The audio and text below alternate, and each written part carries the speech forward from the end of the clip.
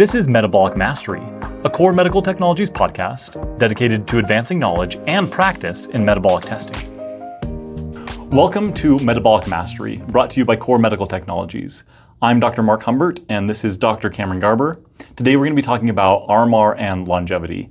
And so we'll talk about muscle loss, GLP-1s, we'll talk about why your fitness tracker might be lying to you, so we'll dive right in. But what we first want to dive into is, what does our metabolism look like across our lifespan? So I feel like people have questions on this all the time. We've talked about this on other episodes of, oh my gosh, my metabolism has changed so much over time, it's slowed down, etc. And so let's talk about what does that look like across our lifespan? What happens with our metabolism? What happens with our RMR? Let's dive into that. Yeah, so we can get some acute changes in our metabolic rate, but honestly, for the most part, there is not this drastic shift in our RMR or just our total energy expenditure over time.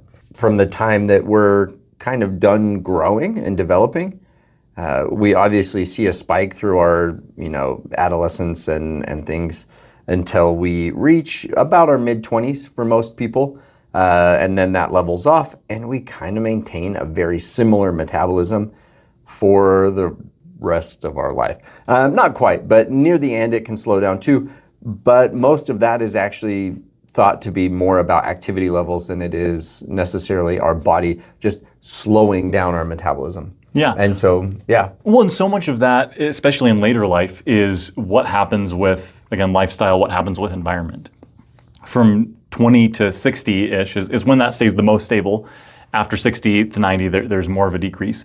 But in that time period, activity levels stay fairly consistent, right? We're busy, we're engaged in life, kids, even, some people, early grandkids, you're a little bit more busy, you're a little bit more active.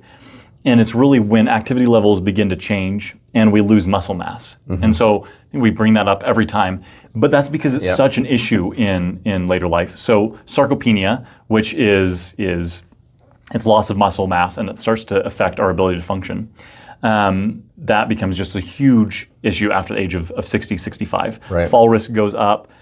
Deaths related to that go up. It's a huge problem. Right, and then you compound that with osteopenia, osteoporosis, which are both kind of metabolic problems as well, of not being able to keep building up that bone mineral density, and again, related to activity and diet somewhat. But when you combine those things and you have a fall and poor bone density and a fracture, now all of a sudden activity rates go down, and those are the types of things that drive metabolism down. It's not necessarily age that causes that. And so it's more about activity levels than age even. And so when we look at the lifespan, our metabolic rates, especially if we stay active, are actually pretty stable. So when people talk about their resting metabolic rate and do I have a fast or a slow metabolism, it's not really why we have a slow metabolism. And so when we test people doing the RMR test, that's one of the reasons why we love this as a vital sign, to get really good baselines with people, testing somebody on the KORR Review or the Cardio Coach devices that have the resting metabolic rate testing as well. Being able to get a really solid baseline of somebody's resting metabolic rate allows us then to say, over time, what is causing fluctuations in that? Is it, acute changes such as decrease in activity levels because you changed a job or other things? Is it that you're dieting and because of calorie restriction, you're driving that metabolic rate down, or things like that? By having a really good baseline and testing that RMR frequently, we can use that as a vital sign to see how things have shifted in an acute way. But still, we tend not to see, unless we have extreme weight loss or extreme calorie restriction, we tend to not see that resting metabolic rate drop a large amount. And so that's why it's such a great vital sign, is we can see if it has shifted, then we know there's some kind of metabolic process going on. Yeah, well, and being able to see in those extreme cases, like, hey, you might be losing weight too fast if we're getting these major drops. And so that can be a really nice way to adjust on a quicker basis that weight loss journey. And so having those things tracked regularly really helps us to make better decisions. Right. Well, even if the goal is to lose weight rapidly, which, it depends on what you're trying to accomplish. Slower weight loss tends to stay off more. But if somebody needs to lose a lot of weight, sometimes the strategy is let's just help them lose as much as we can, and then we'll focus more on the lifestyle factors and things like that. If that's the strategy, knowing how much we've kind of depressed the metabolic rate so we know what we about want to get it back up to, as well as making sure that we're doing the activities like increasing protein intake and increasing strength training and some cardiovascular exercise to help maintain that metabolic rate as we're losing body mass. Really, really important. And so that's why it's such an important metric to measure. Yeah. Well, and like we talked about before on other episodes, just the generic equations do a decent job of getting us in the ballpark of our resting metabolic rate, but they have a fair degree of error, because it's not actually measuring what's happening real time in your body. And the equations can't account for changes, differences in organ metabolic rates. We know that our brain, our liver, our kidneys are super metabolically hungry, if you will. And so being able to see what's happening in real time, how our metabolic and cellular processes are actually working, helps us to know, okay, what actually is happening, and then what do I want to do knowing what's happening? Right. It can't detect decreases in activity levels. The equation can't detect changes in diet and things like that. That's why a measurement is so much better than an equation, because we can actually measure someone's metabolism right now. How is it functioning in this moment? And that's huge. That's huge to be able to actually have a number there versus an estimation. And it's always interesting when I get that question of like, well, how come the number is so far off from the estimate, from the equation? And it's like, well, that's why you measure. That's why we have this as a technology. Because if the equation really was good for the individual, then we wouldn't need the equipment at all.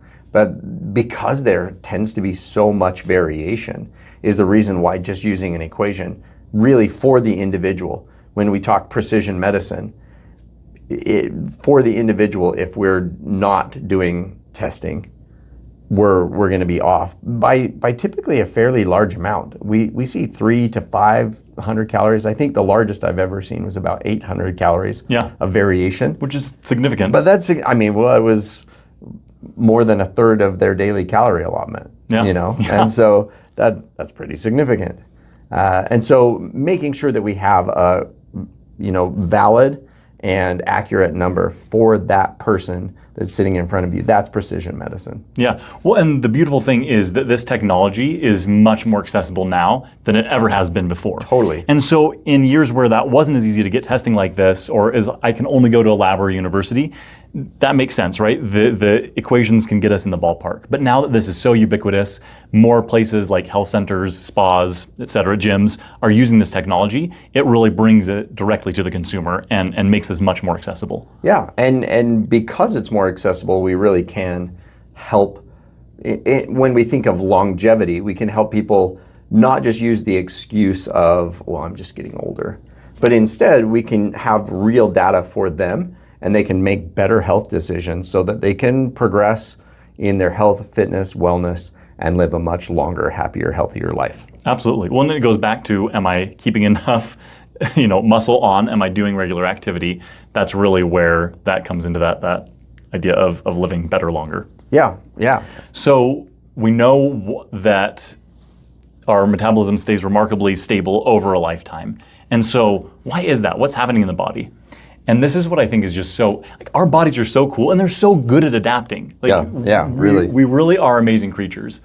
And so the body is biased for survival and reproduction, right? When we're looking from an evolutionary standpoint.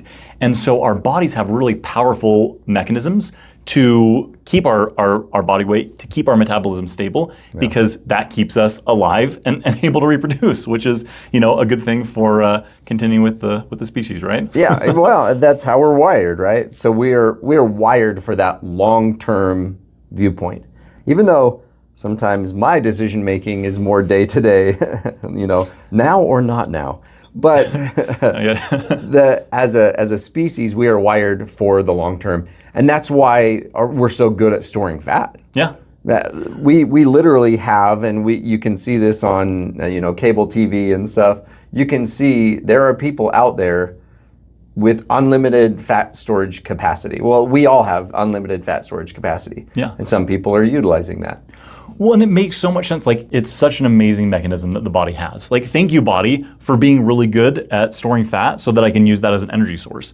It's it's easy to store a lot of energy in a more compact form. So fat has basically double the calories of carbohydrate or protein. And so we can it's very efficient for our bodies, right? Yeah. And in evolutionary history, when there are a lot more times of feast or famine, that became a remarkably effective mechanism to keep us alive. Right. And so again, it's like, thank you, body. It just isn't set up to serve us well in our current food surplus environment. Right. We don't have a long winter where there's scarce food, so we need to, build up our reserves during the fall when things are plentiful.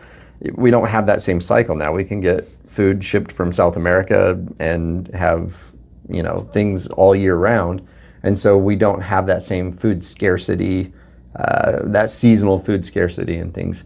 But our fat storage mechanism still is important for avoiding illness, injury, for being able to create hormones and things like that. Fat isn't bad. We've somewhat vilified fat, and even fat storage, when it actually is an important part of our body, and being too lean can actually be a risk to our health. And so fat isn't the problem. It's just, how is our body utilizing it, and how much of it do we have? Yeah. Well, and our body has really powerful mechanisms to make sure that we keep fat on. Right? Yeah. And so one, as anyone who's tried to lose some weight before, it typically ramps up our hunger, right? Our appetite. We're like, I just want everything, right? So increases hunger cues. It changes we change our energy expenditure such that we fidget less. We're less likely to get up and go get something from another room. We perseverate more on food. But also, our body systems actually adapt. And so we call this metabolic adaptation or metabolic compensation, such that when we reduce energy intake, our body can kind of turn the dial in other areas of energy use and make it more efficient. And so one of the big researchers in this space is Herman Ponzer. So he's an evolutionary anthropologist, has done some really amazing work. And one of the fascinating things that he found is he looked at hunter-gatherer tribes and looked at US adults, sedentary adults, right? And what were the energy expenditures between them? He found that they were actually remarkably similar, right? Yeah, so these people are out moving all day long versus a sedentary US adult, like very different. But the body, again, is really good at turning that dial and partitioning energy in the most efficient way possible. Yeah. And so with that, our bodies can say, okay, well, I'm going to turn down that non-exercise activity, right? That's one of its dials. But also, one of the fascinating things is how it is allowing for essential versus non-essential functions. And this, I think, is a super fascinating area of research.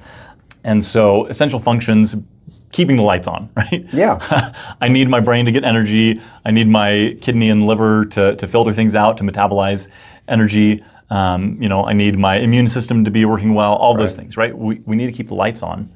But this is not a concept, I think, that I've thought a lot about in the past, and as preparing for this episode, read a little bit more in.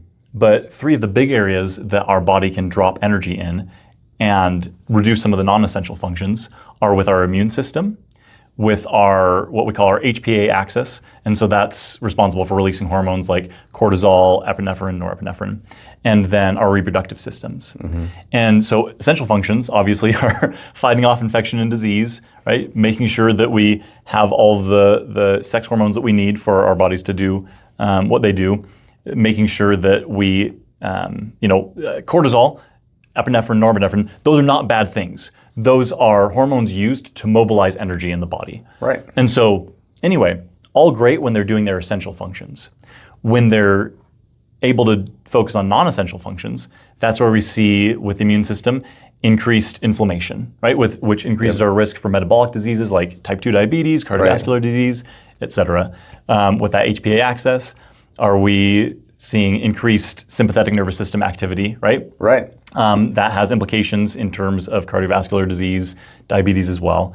And then when even like the reproductive system is ramped up to non-essential, we can even see increased risk of reproductive cancers and things like that. Yeah. And so being able to modify that through a level of activity keeps them at their essential functions, but make sure that we don't stray too far into that non-essential area where it actually becomes harmful to us. Right. So much of our sedentary lifestyle is not down-regulating some of those systems. So everything needs to be kept in balance. And for thousands of years, we've been a hunter-gatherer type society where we literally had to work to put food on the table. And now that we're not in that kind of society where we can be so sedentary, certain functions like inflammation, which can actually be, well, is an essential function. Inflammation is actually a good thing acutely to help heal a wound or to help, attack some kind of process going on in the body and correct it. But now that can run unchecked because our activity levels are so low.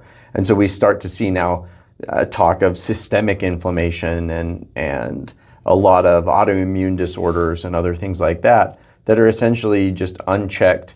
And it doesn't necessarily mean that the key is exercise for getting rid of it, but exercise actually with almost any autoimmune disorder, exercise really seems to help regulate the symptoms of that. Yeah. Well, I mean, exercise is just powerful in so many areas of our body. Like it really helps tune things up. Yeah. And keep things in balance. I always joke that it's all about movement of fluid through our body.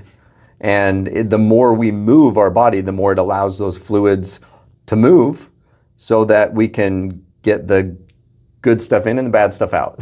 Yeah. Just to simplify it down, whether that's air is somewhat of a fluid thing, the fluidity of moving oxygen in and out of our body, carbon dioxide in and out of our body, or our blood and bloodstream and cerebrospinal fluid and all of those things. So many lymphatic systems, all those things are just about moving fluid. And the more we move our body, the more those fluids have a chance to move through our body and get in and out the way they're supposed to. The more we're sedentary, the less of a chance it has to do that. And the more those inflammatory processes or like you said, cortisol, epinephrine, norepinephrine, they all have their role in survival. But when we don't have the ability to downregulate those or leave that survival state because our lifestyle is so much different than when we would get a cortisol trigger 300 years ago or longer, was very different than what triggers that now. Yeah. And so we tend not to be able to downregulate that and remove that stressor quite as well.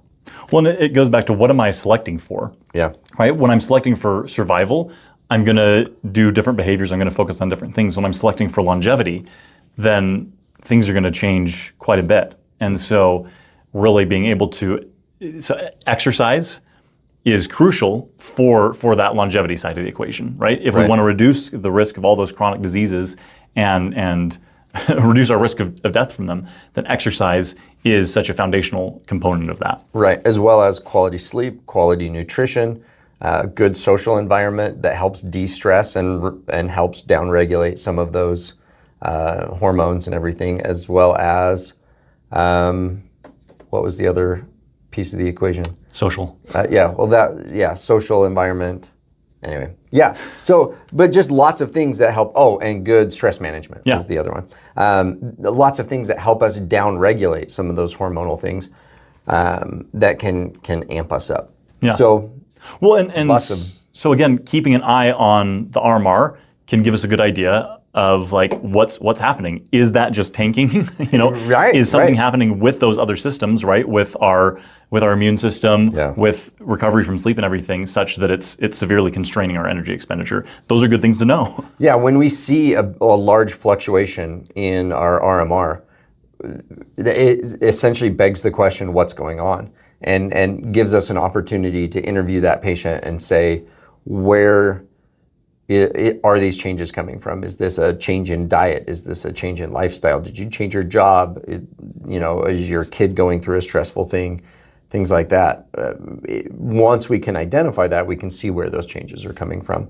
And it allows us to be, again, more precise in our exercise prescription, in our lifestyle prescription, in, does this person need mental health counseling? Does this person need encouragement to be more socially active? Does this person need to overhaul their diet? Or, whatever that is, this allows us to dig in a little bit more deeply and ask the right questions. So I think that's such a good point, right? It's a tool to help us ask the right questions, to ask better questions, right? To help people or to refer them on to people that can help with that specific issue. Exactly, yeah. To find who can I set this person up that's going to be the right solution for what they're dealing with. And without the right numbers, it's hard to ask the right questions. Yeah. And I think that's one of the things that metabolic testing really can help us do, is get the right information so that we can ask the right questions.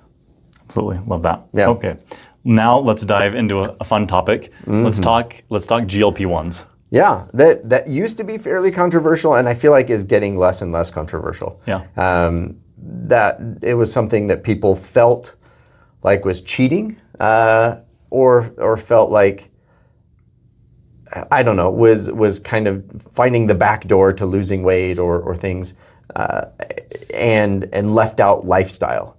And I would argue, especially as we're moving forward, that that's not completely true, and that GLP-1s done without lifestyle modification isn't going to have the same impact as GLP-1s with lifestyle modification. And I think as people are becoming better educated about that, it's actually making them much more effective in their use. We're seeing, I listened to a really fascinating webinar yesterday, a live webinar with some industry professionals from the fitness industry, as well as Harvard Med School physicians, and really, really fascinating topic. But they talked about GLP-1s, and one of the fascinating things from a market trend is we're seeing snack companies and fast food companies having major drops in sales, while and the fitness industry was nervous about GLP-1s because they thought it was a potential competitor, but it was going to drive people away because they were just looking for the cheat code, right? But instead, gym membership sales have gone way up. That's fascinating. Because people finally feel confident enough to actually make progress. And so I think GLP-1s still have some work to do and things like that, but are actually becoming much safer. We're learning how to use them more effectively. And I think they're giving people a chance. And that's something when people felt like, oh, it's cheating or whatever. I used to feel that same way. I do think, though, that the food industry is cheating too. They have an unfair advantage where they can manipulate foods to make us crave them, to make us want the salty, sugary, sweet, fatty flavors. And they're delicious because they're designed in a lab to be delicious. And so one of the analogies that they used in this webinar was really fascinating. He said, I see it like putting on a pair of glasses. We put on a pair of glasses not to change our vision, not to correct our vision, but so that we can see more clearly when we have our glasses on. And the GLP-1 is kind of doing the same thing from a metabolic standpoint. It allows us the clarity to be able to make decisions without being compelled by our cravings and other things. So it gives us some clarity of vision so that we can make decisions instead of just reactions. And I thought that was a really interesting analogy. I really like that. I think there's truth behind that, and GLP-1s are becoming safer and more effective. Yeah. Well, we talked earlier about how the body really resists fat loss, and one of its big cues is through hunger, through appetite. Yeah. And so being able to dim that food noise has been really helpful for people to finally lose weight in a sustainable way.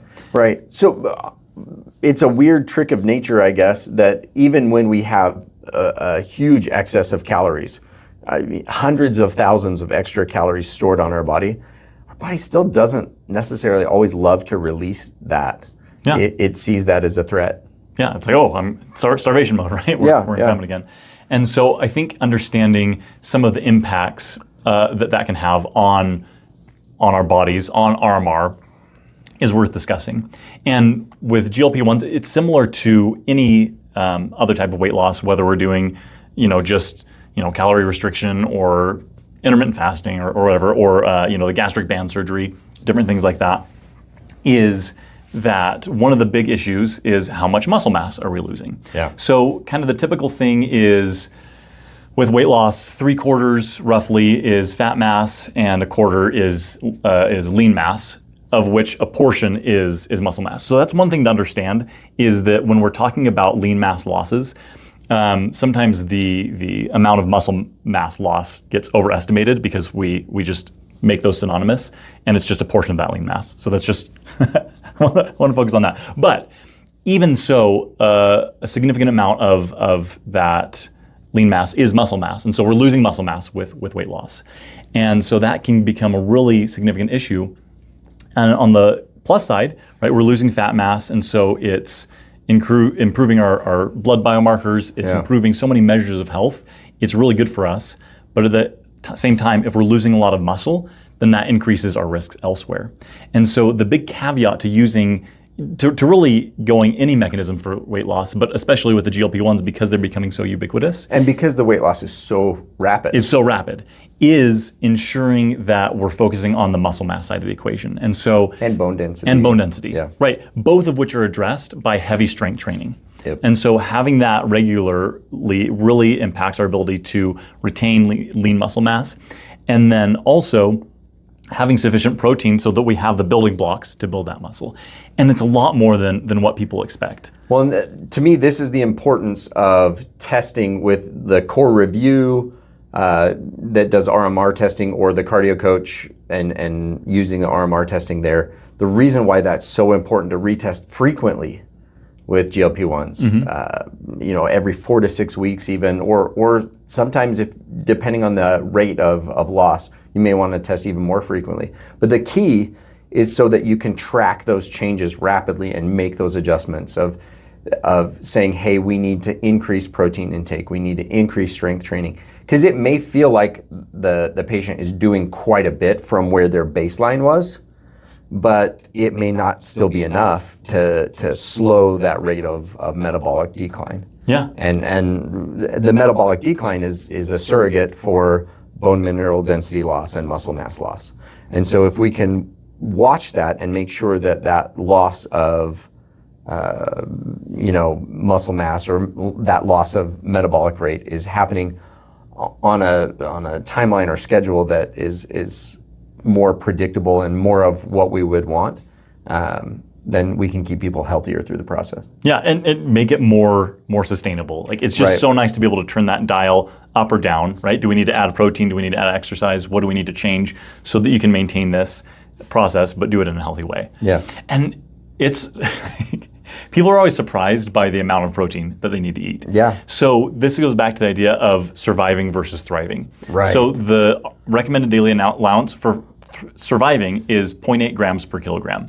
What the consensus of research shows us is for maintenance of lean muscle and for building muscle, we settle kind of around 1.6 grams per kilogram. That's about 0.7275 grams per pound. And so a lot more. A lot of people just simplify that to 1 gram per pound. That's a big jump if you haven't been used to doing that. So, like, if you're going to be adding more protein, do that in kind of I believe dose specific way. RDA is 50 grams. Is that? That's what it ends up being for some people. So like 50 to 80 grams if you're going out that 0.8 grams per kilogram. Yeah. Yep. If the 2,000 calorie diet type thing. So if you're talking 50 grams, and you should, if you're 160 pounds, like more than triple that.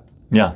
Right? So it does seem like a lot for a lot of people to do beginning. And it's interesting, so that's a recommendation for GLP-1s. During this conference that I was listening to, it was so funny because they were like, yeah, the recommendation for GLP-1s is about 100 or 1.5 grams per kilogram, blah, blah, blah, blah. And they were like, and the fitness industry has known this forever for building muscle. We've talked about this for a long time. And it is funny, like, we should all kind of treat ourselves like athletes trying to build lean muscle. Yeah. The more that we can preserve lean muscle, the longer we're going to live. When we talk about metabolism and longevity, maintaining lean muscle is one of the most important things we can do, because that means we're eating in a way that's helping us to preserve lean muscle, and we're exercising, moving our body in a way that's preserving lean muscle, which is going to increase the quality and length of our life. Yeah, absolutely. So we've got this idea that metabolism stays stable.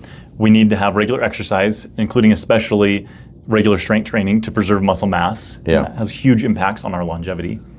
And so now let's talk about, as I am trying to make these changes in lifestyle, activity, exercise, etc., some caveats about the energy that we're taking in and the energy that we're expending. And so this is one of the really interesting things when we're looking at the impacts of exercise. Yeah. When we're looking at total metabolism, right? A significant chunk of that is taken up by RMR, right? That forms the majority of our metabolism. Biggest piece of the pie, if you will. Yeah, I think we used that analogy once, the pie analogy, and your RMR is like the big wedge of the pie. Yeah, exactly. And so we've got RMR, we've got non-exercise activity, which can be another big chunk. Depending on how active you are. On how active you are, right? And then we've got some effects from digestion and then exercise activity. But exercise activity overall is a pretty small proportion of that.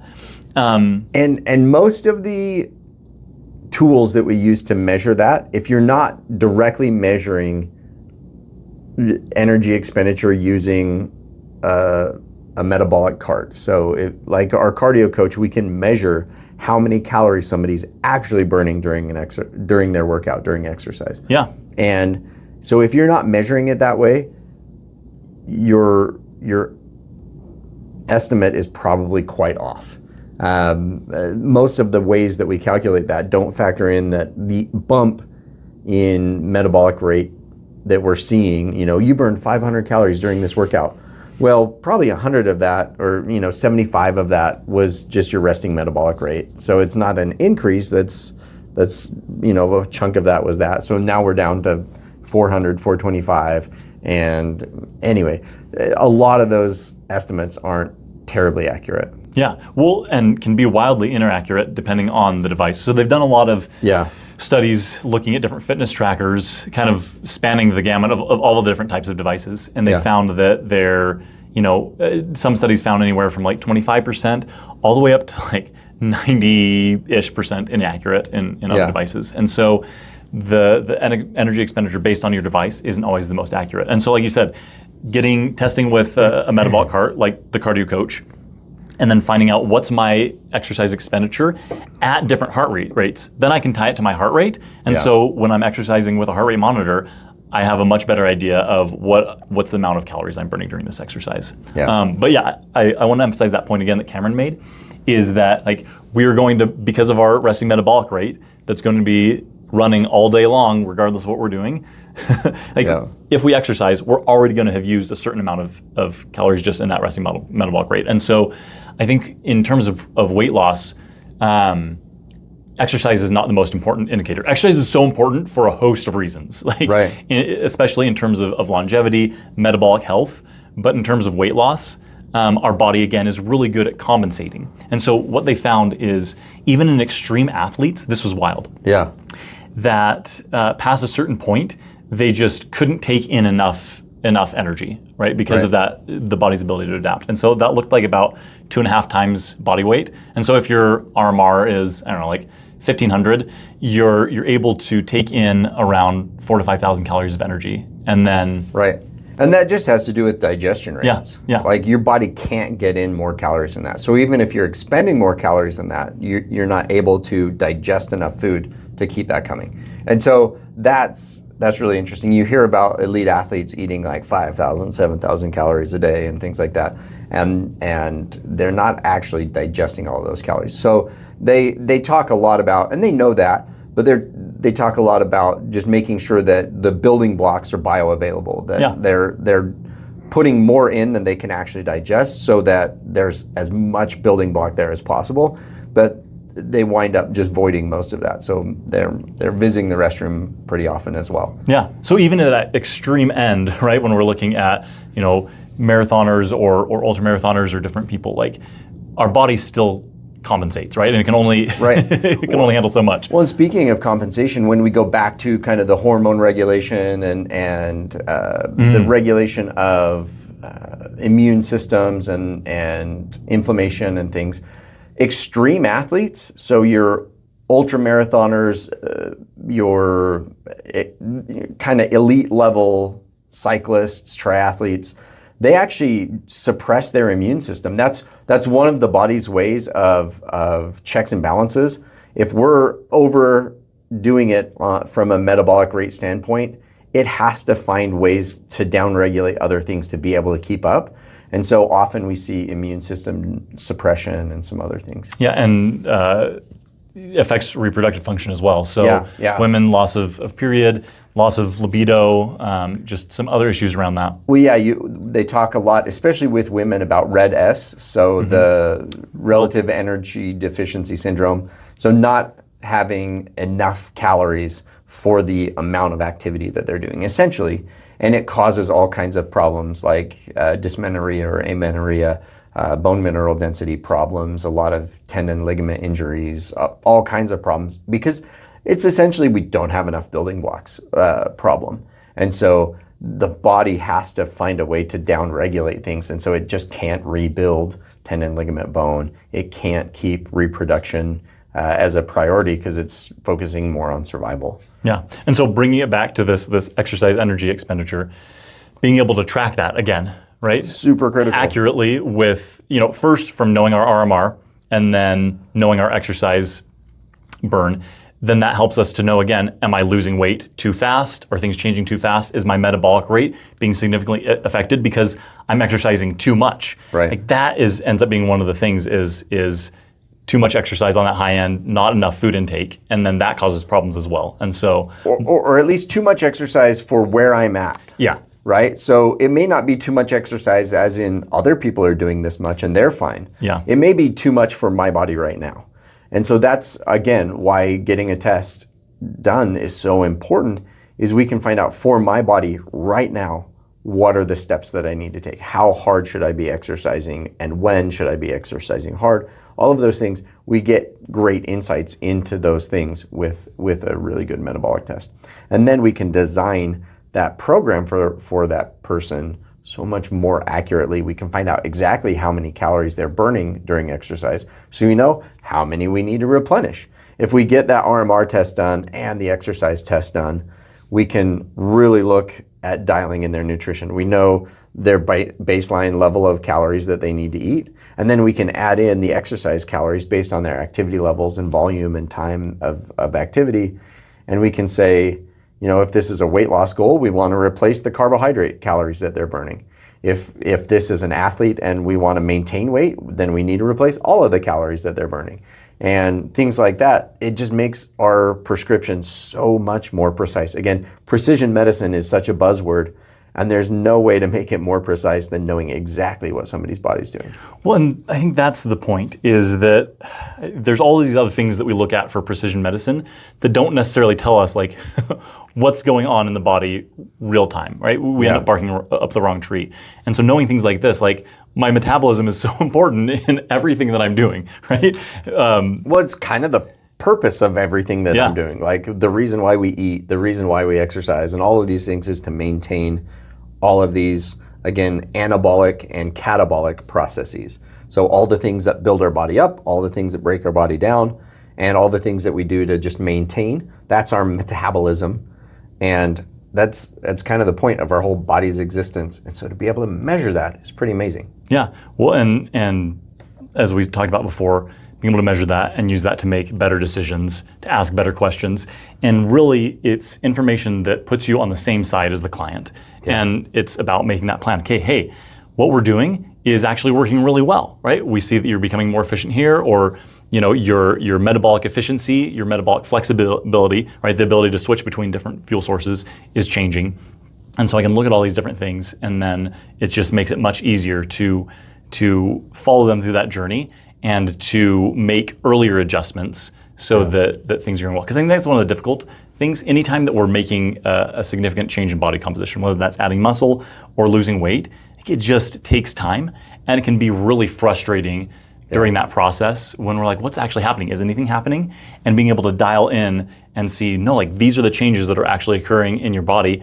And based on that, these are the adjustments that we need to make to keep you on track is just huge. Yeah, so much of hitting plateaus in our fitness and our health and in that health journey is simply losing some motivation to do the little things as stringently. And part of that's because we're not measuring some of those things. And so to be able to have this additional data to be able to measure that really does help improve the ability to keep people motivated to see the little wins of improvements in your heart rate range, where zone 2 is, or other things like that, where we can actually see your fitness improving. Because from day to day, you may not feel it as you're out on a run or lifting weights. You may not see that you've increased strength or capacity that much. And so to do a test that really is a good measure of your fitness shows those improvements of what's going on behind the scenes. Because even if your waist size hasn't changed a ton, your VO2 max may have gone up by a bit. And being able to measure that and help somebody know, like, your VO2 max has gone up, your heart rate ranges are improving, your ability to exercise and get more out of that exercise is improving. So even though we haven't seen the results quite yet that you're really wanting to get ready for that cruise or whatever that is, we're seeing these positive changes, and if you stick with it, we're going to see big results in the end. It's just sticking with it long enough, and we often see people hit these plateaus where they're fatigued from kind of the social aspects of all the changes that they've had to make. Yeah. So they hit this kind of fatigue plateau, and then all their other results plateau. And getting another test done kind of right at that 6 to 10 week mark of when people plateau, getting another test done to show them the progress that they've made is so amazing. It just really flips that switch for people to be able to stick with it and keep going. Yeah. Well, and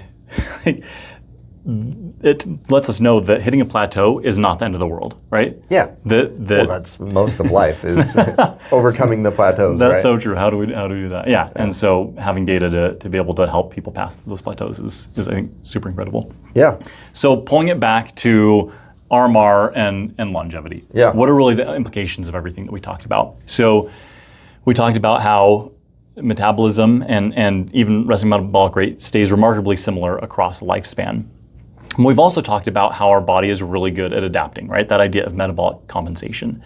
And so in terms of longevity, it really goes back to, what does my lifestyle look like? Yeah. If I'm going to have a similar energy expenditure overall, regardless of my activity level, if I want to live the longest, what does that need to look like? And so that comes back to this idea of regular exercise, so that we are tapering some of those systems back to just their essential function, so we're not leading to things like chronic systemic inflammation, that we're not leading to really big prolonged stress responses, right? That's really the implications that this has in terms of longevity, is if I can keep a healthy level of activity, if I can manage my weight well, then that reduces my risk for all sorts of diseases, right? A lot of the diseases that we associate with aging that really are more diseases of poor metabolic health, poor activity, type 2 diabetes, cardiovascular disease, things along those lines.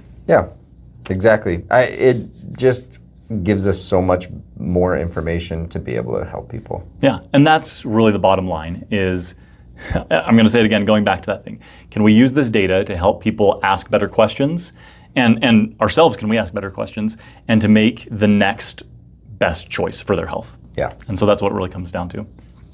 All right, well, that's a wrap on RMR on longevity. Thanks so much for joining us. As always, remember to like, follow, and subscribe to get more of this content, and we will catch you next time.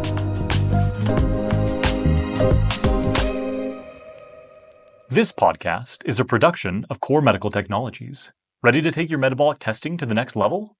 Visit KORR.com to learn more about purchasing our metabolic test equipment.